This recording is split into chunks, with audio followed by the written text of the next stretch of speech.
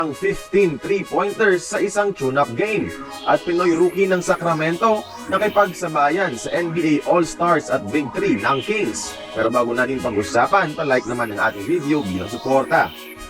Tapos na ang bakasyon para kay Kai Sotto. Babalik na ito ng Japan D-League mga idol para maglaro sa bagong team nito, ang Koshigaya Alphas na kakapromote lang sa Division 1. Bago umalis ng Pinas, nakipag-tune up papawis muna si Kai Sotto sa mga kaibigan at pinakita nito ang outside shooting. Parang sniper lang si Kai mga idol kapag binigyan talaga ng green light sa tres. Parang Nowitzki sa outside sa tangkad na 7-footer. Kapag tumaas ang kumpiyansa niya dito, magiging susi niya ito sa NBA dream. And speaking of NBA, with this improvement, magiging magandang fit si Kai Sotto sa NBA import ng Koshigaya na si Justin Harper, dating player ng Magic at Pistons. Magiging stretch 4 si Kai at solid paint leg si Harper, isang recipe for a great frontcourt duo.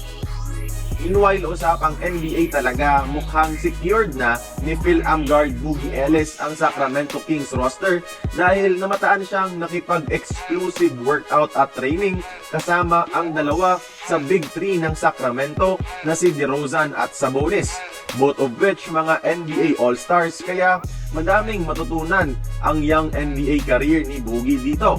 Nakipag one-on-one isolation mga ito kay Trae Young. Undrafted si Ellis mga idol pero di ito hadlang para magpakita sa Summer League at makuha ang tiwala ng Kings organization. Sa ngayon, training camp contract lang with a guarantee of a two-way deal ang binigay sa kanya. Pero base sa latest updates, mukhang ina-absorb na siya talaga ng dalawang Kings Big 3 para maging integral part ng kanilang team sa upcoming season. Kaya kayong mga idol, tingin nyo, maging isa kaya sa mga top rookies si Boogie Ellis sa upcoming season? Join the conversation, magkomento lamang sa baba. Kung nagustuhan mo ang ating video, please like, share, and